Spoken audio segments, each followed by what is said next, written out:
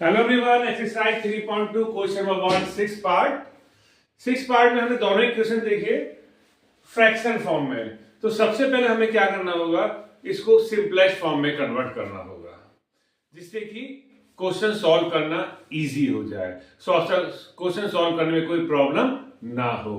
तो दोनों ही क्वेश्चन का हम देखते हैं सिंपलेस्ट फॉर्म में कैसे होगा। सबसे पहले इसको लेते हैं फर्स्ट इक्वेशन को। 2 और 3 का हमने एलसीएम लिया, 6 आया।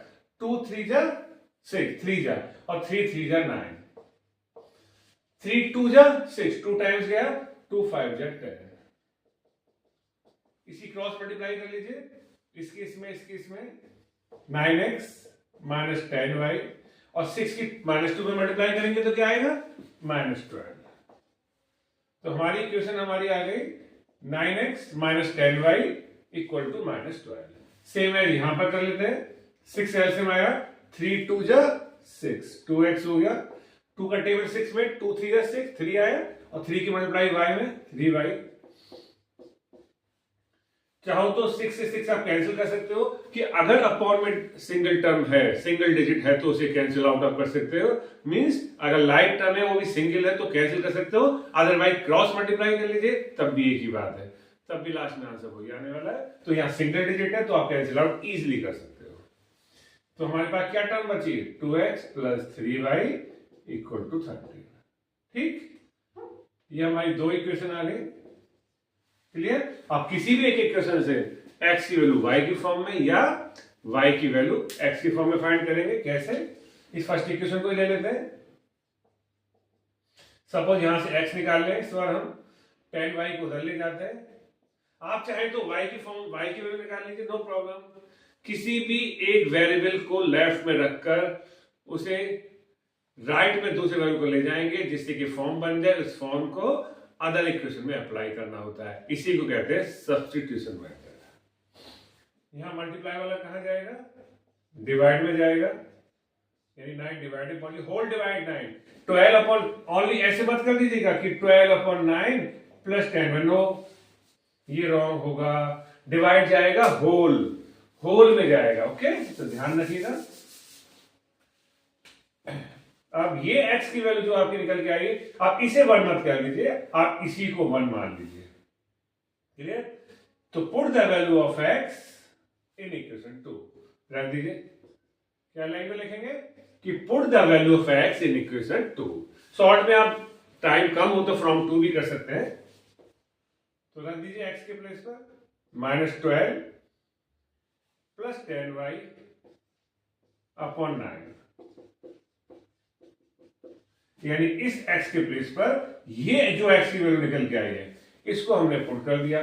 प्लस 3y ऐसे ही रहा, पूरी इक्वेशन y में आ गई। कुछ कैंसिल आउट तो हो नहीं रहा है। अब इसका क्या लेंगे, एलसीएम ले लीजिए। 9 1 9, तो 2 से ब्रैकेट ओपन कर लीजिए। 2 की 12 में करेंगे -24, 2 10 जा 20, 1 9 जा 9, 9 3 जा 27,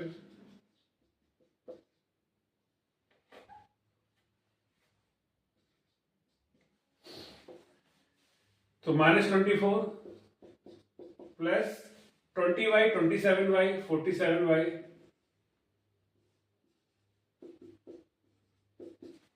ठीक, यहां तक क्लियर एकदम। आप क्या करेंगे, होल डिवाइड ये है, होल डिवाइड ये है, कर दीजिए क्रॉस मल्टीप्लाई। 1 की मल्टीप्लाई इसमें करेंगे तो नो चेंज, और 30 की मल्टीप्लाई 9 में करेंगे तो 30 9 जा 117। ठीक है, डिजिट को राइट में ले जाते हैं, -24 जरा के +24 हो गया, प्लस कर दीजिए 141, और इसे करेंगे तो 3 टाइम जाएगा, 47 1 47, और 47 3 जा 441, 141, 3 7 21 का 1 2 कैरी, 3 4 12 2 14, यस 3 आएगा। ठीक, वो कैंसिल आउट करके देख लीजिएगा आप, क्योंकि थोड़ा अजीब सा नंबर है तो डिवाइड करके आप देख लीजिएगा साइड में।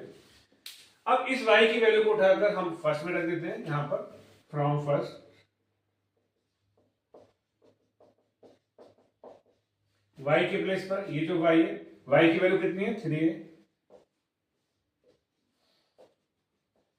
10 3 30, 12 और 30 कितना हो गया 18 और 9 2 18। ठीक, तो x की वैल्यू हमने 2 फाइंड की, y की वैल्यू 3, तो हमारा आ गया हैंस x इक्वल टू 2 और y इक्वल टू 3। तो मे भी समझ में आ गया होगा। ओके, फिर भी कोई प्रॉब्लम रही हो तो कमेंट बॉक्स में कमेंट करके मुझसे पूछ लीजिए। तो ये 1 के first, second, third, fourth, fifth, six ये अलग अलग वीडियो मैंने आपको सॉल्व करके दिखाए। अब नेक्स्ट वीडियो में हम मिलेंगे वर्ड प्रॉब्लम के साथ। उम्मीद करता हूं सबको समझ में आ रहा होगा। बट मैथ्स नीड से प्रैक्टिस, मैथ्स को सिर्फ प्रैक्टिस चाहिए, इसलिए बार बार प्रैक्टिस करते रहिए। सॉल्यूशन आपको करेक्ट मिलता रहेगा। आपकी प्रैक्टिस के अकॉर्डिंग एकदम स्टेप प्रॉपर होते चले जाएंगे। फिर आप अपनी कॉपी पर, चाहे वो होम एग्जामिनेशन हो चाहे बोर्ड एग्जाम हो, वहां बिल्कुल करेक्ट लिख कर आएंगे। बस आप प्रैक्टिस करते रहिए। Thank you.